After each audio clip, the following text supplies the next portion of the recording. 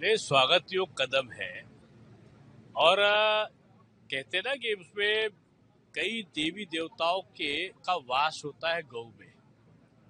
और देसी जो गाय है वो दूध अमृत के समान है। छोटा बच्चा पैदा होते ही उसको पीता है और तमाम जड़ी बूटियों में गौमूत्र से लेकर गोबर तक काम आता है। निश्चित रूप में माँ से बढ़कर दायित्व का निर्वहन ये हमारी गौ माता करती है। ये भारत गंगा माता, गौ माता और धरती माता का त्रिकोण है भारत माता। इसलिए मैं आदरणीय देवेंद्र फडणवीस जी को, शिंदे जी को साधुवाद दूंगा।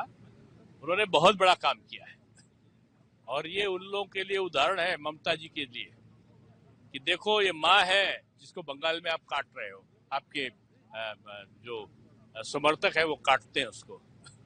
इस पे रोक वो भी लगाना चाहिए। ममता बनर्जी को भी गौ माता को राष्ट्र माता, गौ माता को एक माँ का दर्जा देना चाहिए।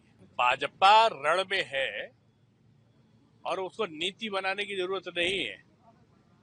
उसका कार्यकर्ता ही उसकी नीति है, उसका काम ही चढ़कर बोल रहा है। विपक्षी हताश और निराश है और मैं समझता हूं विपक्ष को ये पता है कि वो अब उपचुनाव में बुरी हार का सामना करने जा रहा है। इसलिए वो अनर्गल प्रलाप कर रहे हैं।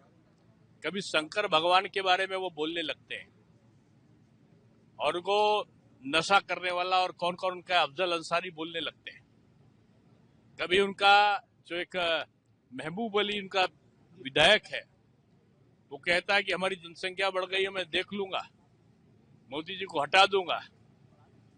इस प्रकार का वो तनावपूर्ण वातावरण इसलिए पैदा करना चाहते हैं कि जितना सनातन को गाली देंगे उतनी उत्तेजना फैलेगी और वो ध्रुवीकरण करना चाहते हैं।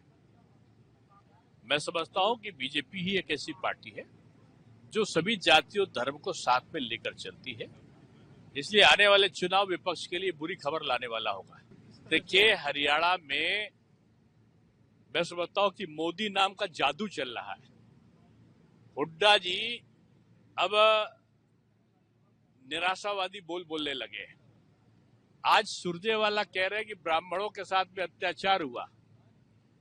जब उन्होंने देखा कि वहां की सारी जो जातियां हैं वो एक हो गई, 36 बिरादरी, और वो भाजपा के साथ आ गई, तो अब जाति को जाति से अलग करने का षड्यंत्र कर रहे हैं।